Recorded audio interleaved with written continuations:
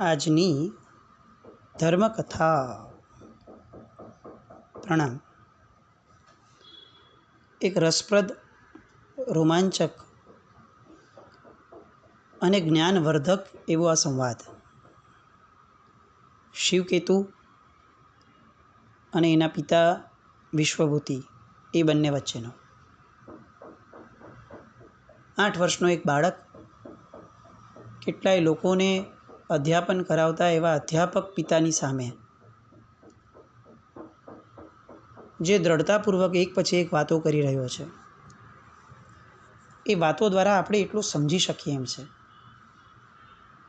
કે જ્ઞાન એ ઉંમરની સાથે જોડાયેલું તત્વ નથી. જ્ઞાન એ સમજણની સાથે જોડાયેલું તત્વ છે. જ્ઞાન એ કોઈ પદની સાથે જોડાયેલું તત્વ નથી.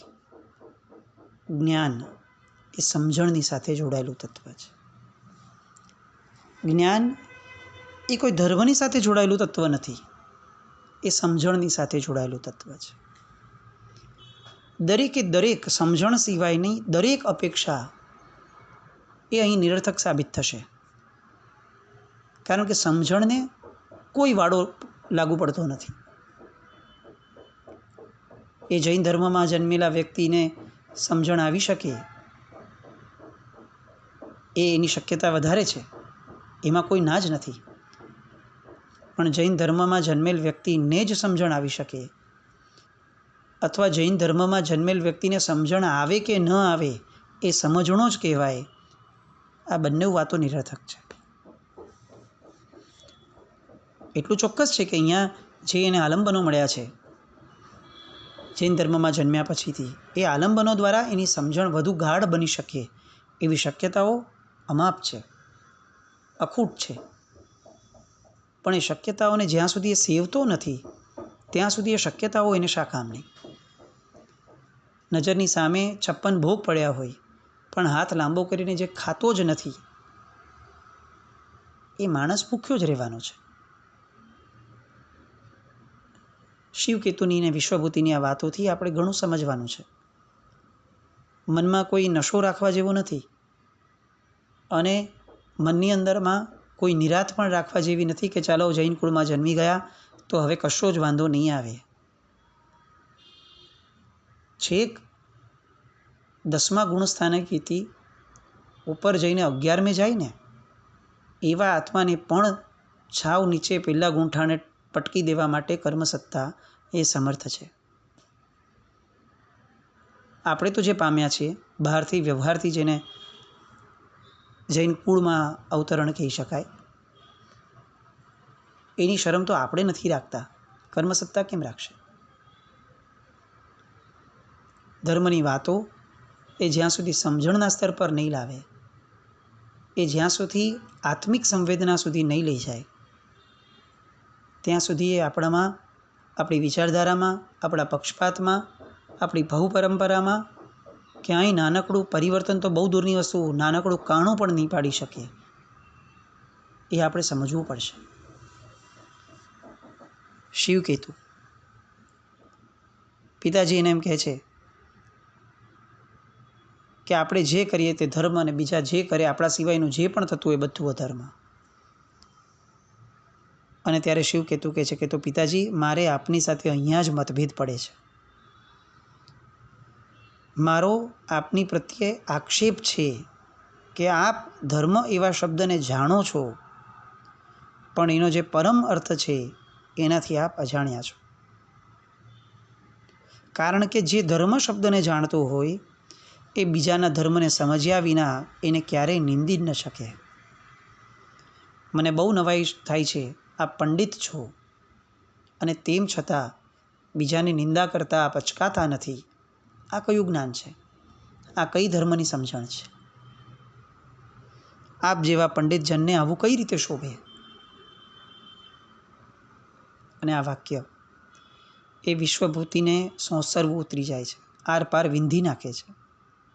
એ સ્તબ્ધ થઈ જાય છે કે બહારથી સાવ નાનકડો દેખાતો આ મારો દીકરો આજે આટલો બધો તર્કશાળી અને તત્વની ચર્ચામાં આવા અકલ્પ્ય આત્મવિશ્વાસવાળો કઈ રીતે બની ગયો? મેં એને ભણાવ્યો છે, આટલા વર્ષમાં કોઈ દિવસ મારી સામું બોલ્યો નથી.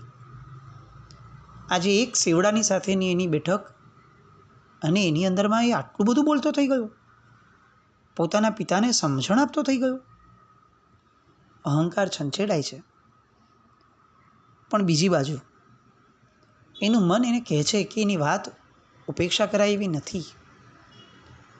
એણે અત્યાર સુધી જે જે કહ્યું છે એ બધું એણે સાબિત કરીને આપ્યું છે. કદાચ ઉંમરથી નાનો છે એટલે હું એને નાનો ગણું છું, પણ એ વાતથી સમજણથી ઘણો મોટો છે.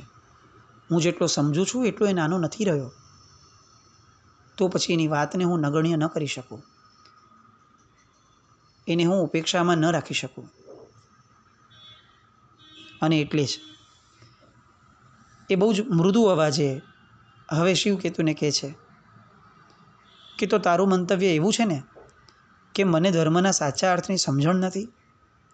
ચાલ, ઘડીભર માટે હું તારી વાત માની લઉં છું, પણ તો હવે તું મને એક કામ કર. હવે તું મને ધર્મનો મર્મ સમજાવ. હવે તું મને કહે કે ધર્મ કોને કહેવાશે. હવે તું મને સમજાવ કે સાચો ધર્મ શું હોય, અને હું સમજીશ. ચાલ, હું સાંભળવા તૈયાર છું. બસ આ જ ક્ષણની શિવકેતુ રાહ જોઈ રહ્યો હતો. અને એટલી એક ક્ષણ પણ વ્યર્થની જવા દેવા અથવા બીજી કોઈ પણ વાત કરવા સિવાય સીધું જ એ વાતના મુદ્દા પર આવે છે કે જુઓ પિતાજી, ધર્મના પરમ અર્થની તો મને પણ આજ દિવસ સુધી ખબર નહોતી, પણ આજે પેલા જૈન મહારાજ મને મળ્યા અને એમણે આ ધર્મની વાત તો મારા જેવા નાદાન બચ્ચાને પણ સમજાય એવી બાળ સુલભ ભાષામાં સમજાવી. એમણે જે મને સમજાવ્યું છે એ હું આપની સામે રજૂ કરું છું. કેવી નમ્રતા છે જુઓ. અત્યાર સુધી પોતે પિતાના કેટલા બધા અહંકારને ઓગાળી નાખવાનું કામ કરી ચૂક્યા છે. 8 વર્ષનું બાળક છે છતાંય. પણ ક્યાંય પોતે ક્રેડિટ લેવાની વાત નથી કે હું સમજ્યો છું તો હું તમને સમજાવું. નહીં, સમજાવતા પહેલાં પોતાના ગુરુ, પોતાને જેણે સમજાવ્યું છે એમને આગળ કર્યા. આ નમ્રતા છે, આ વિનય છે. અને ગમે તેટલી વિદ્યા હોય, જો એ વિનય વિહોણી છે તો એ વિદ્યા સમ્યક દિશામાં નથી જતી. શિવકેતુ પહેલાં મહારાજનું અભિવાદન કર્યા પછીથી હવે પોતાના પિતાજીને કહે છે કે એમણે મને એવું કહ્યું છે કે ધર્મનું પાયાનું લક્ષણ છે અહિંસા. સ્થૂળ કે સૂક્ષ્મ કોઈ પણ પ્રકારના જીવને કોઈ પણ જાતની ઈજા ન પહોંચાડવી, એનું નામ અહિંસા. અને એ જ યથાર્થ ધર્મ છે. પેલા વિશ્વભૂતિનો ઈગો હજી ઊભો તો છે જ, એટલે વચ્ચે જ એને કહી દે છે કે તો આમાં તે નવું શું કીધું? આ વાત તો મૂળમાં આપણા ધર્મગ્રંથોની છે. આપણી સ્મૃતિઓમાં, આપણા પુરાણોમાં બધાને કહ્યું જ છે કે કોઈ જીવને હણવો નહીં, તે ધર્મ છે.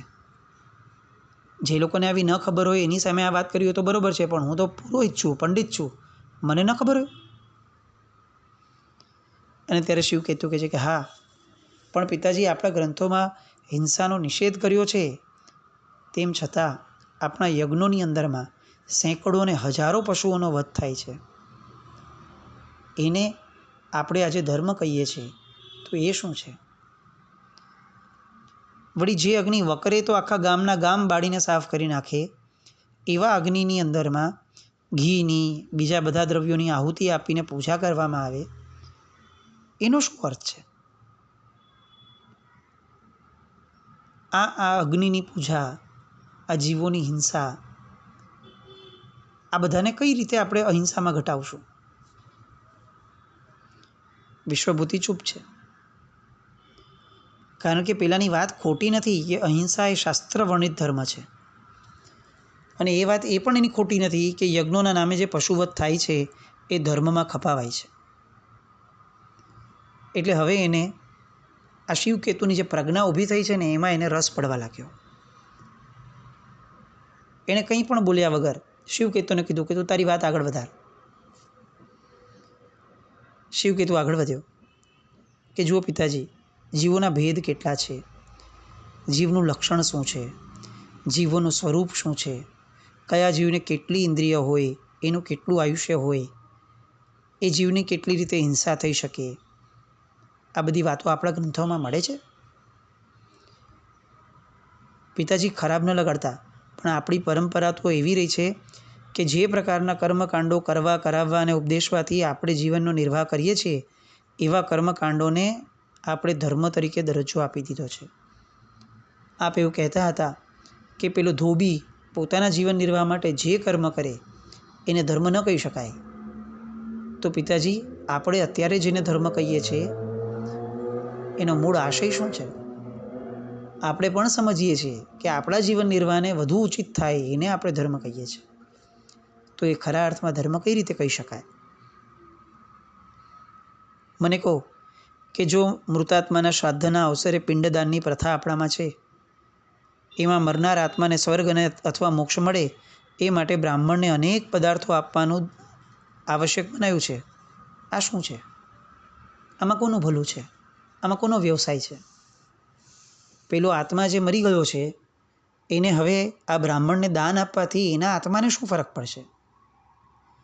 મરનારની ગતિ થાય કે ન થાય એ કોણ જોવા જવાનું છે?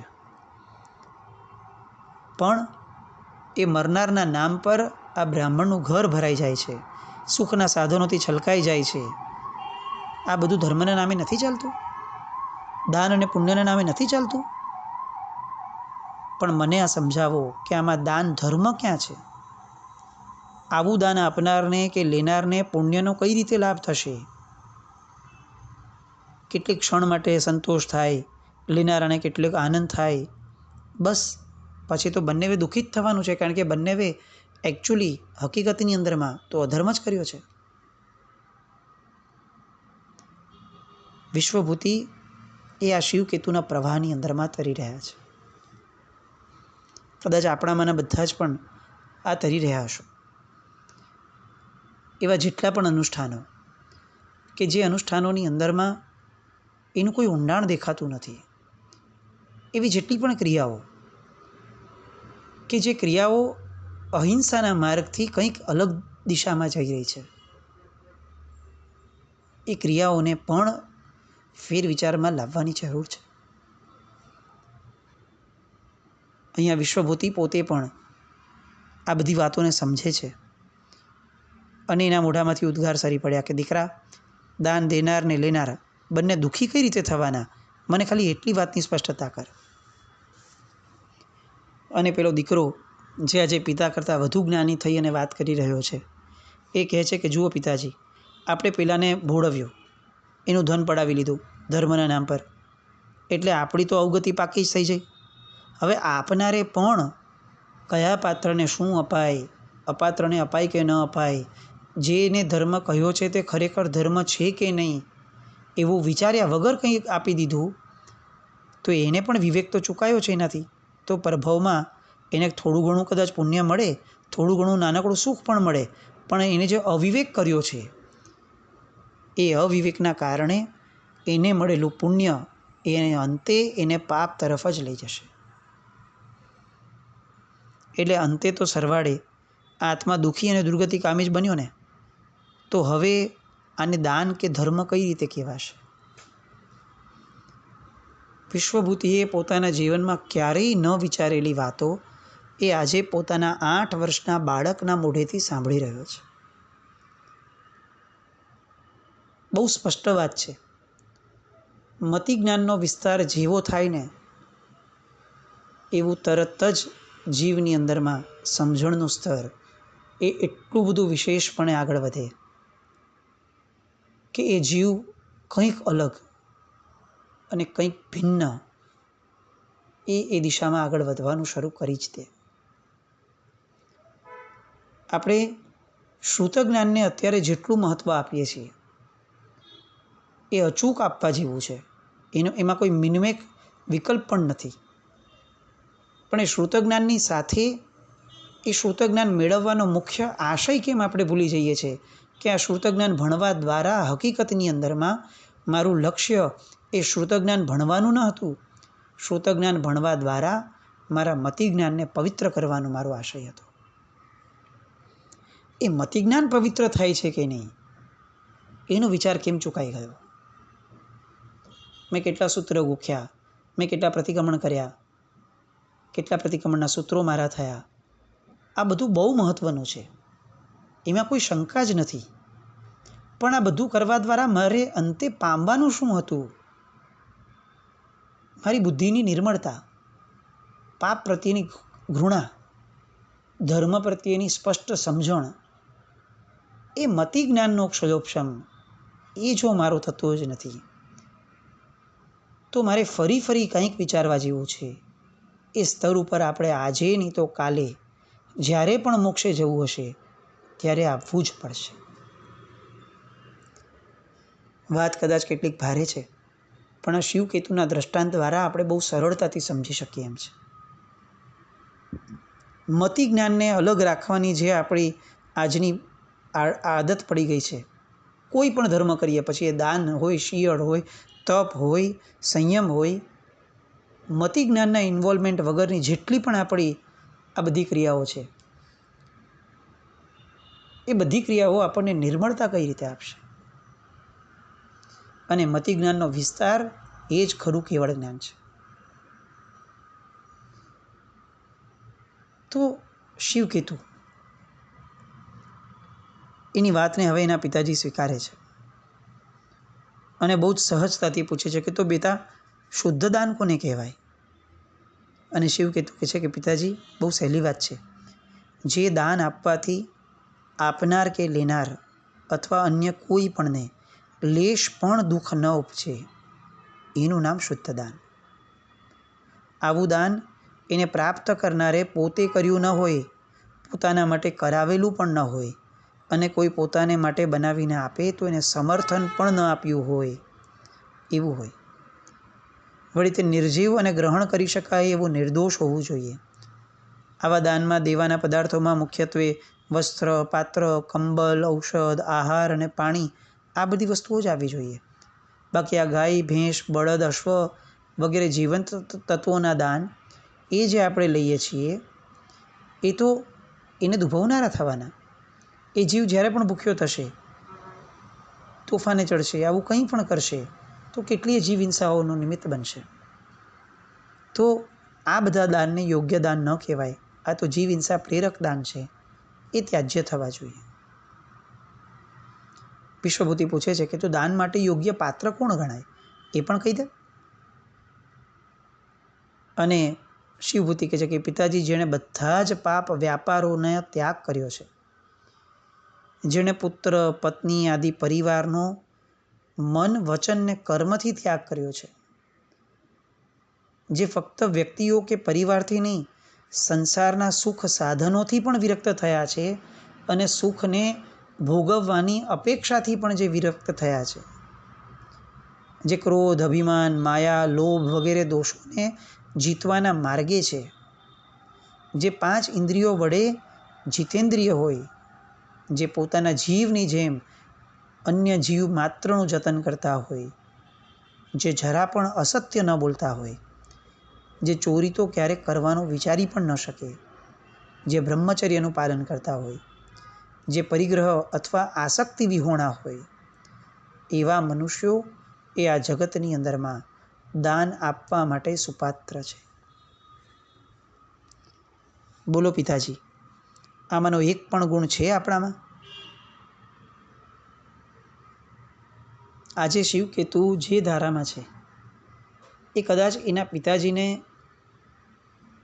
કંઈક અલગ પમાડવામાં કે સંભળાવવામાંથી અટકી જાય એવી ધારા નથી.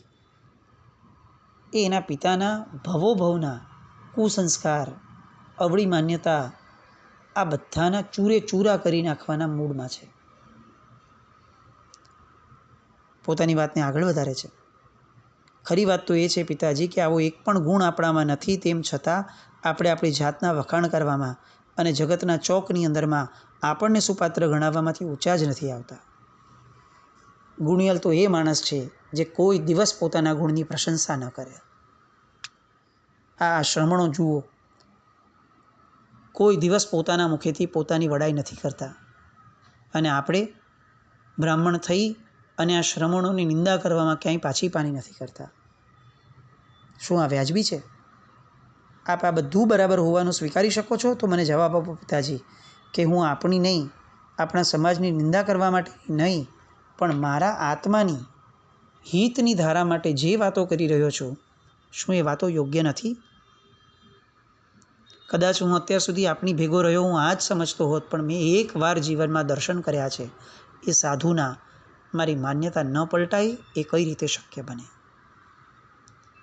સાધુનામ દર્શનમ પુણ્યમ. આ વાક્ય પર આજે આપણે અટકીએ. મેં એકવાર સાધુના દર્શન કર્યા છે, મારી માન્યતાઓ ન પલટાય એવું કઈ રીતે બને? આ વાતને આપણે આજના દિવસમાં વાગોળીએ.